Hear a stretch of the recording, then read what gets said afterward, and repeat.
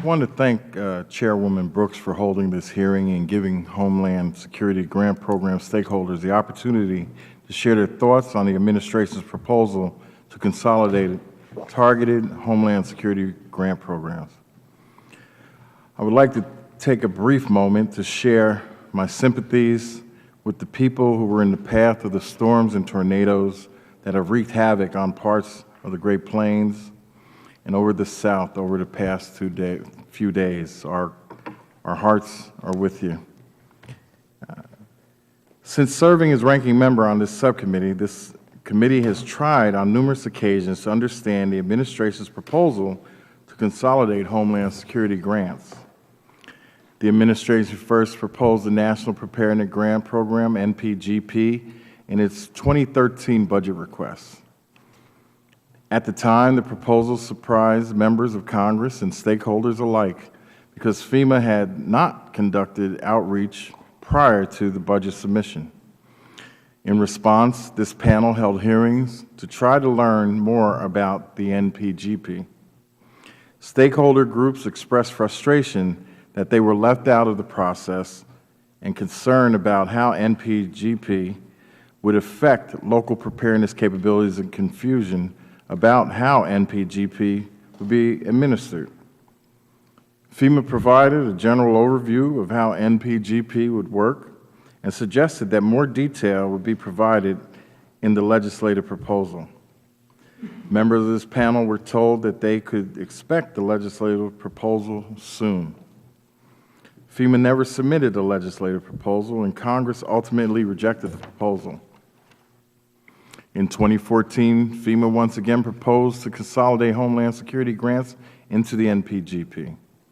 But still, it had not submitted the legislative proposal, nor did it appear it had made appreciable effort to work out with stakeholders on a grant reform proposal that both sides could support. As a result, Congress rejected that proposal a second time. I know that members of this panel on both sides of the aisle had hoped that the proposal this year would be different. Unfortunately, many of the concerns this committee has raised in the past have not been resolved. FEMA deserves some credit for submitting a legislative proposal this year. I also appreciate FEMA's effort to provide more detail on how NPGP would work in the letter it sent to the committee on Friday. FEMA's letter was timely and informative. That said, the legislation proposal does not reflect the interaction with stakeholders, clarity of vision, or detail that I would expect from a document nearly 3 years in the making.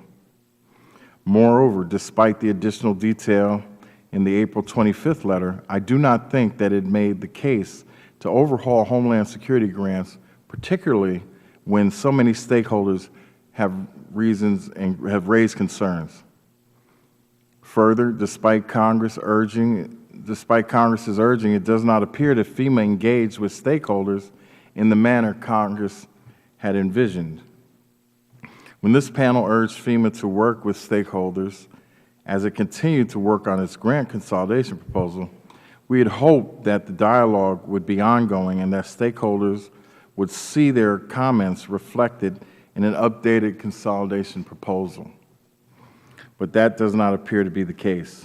For example, I understand that the new definition of local unit of government included the legislative proposal caused a great deal of concern among stakeholders that these were expressed to FEMA prior to the 2015 budget submission. Yet, the new definition of local unit of government remains in the administration's proposal. The proposal would divert the current grant program's focus on terrorism to all hazards without making a case for why this is appropriate. Toward that end, I'm particularly concerned that the proposal would eliminate the requirement that 25% of the state and urban area grant dollar fund law enforcement terrorism initiatives.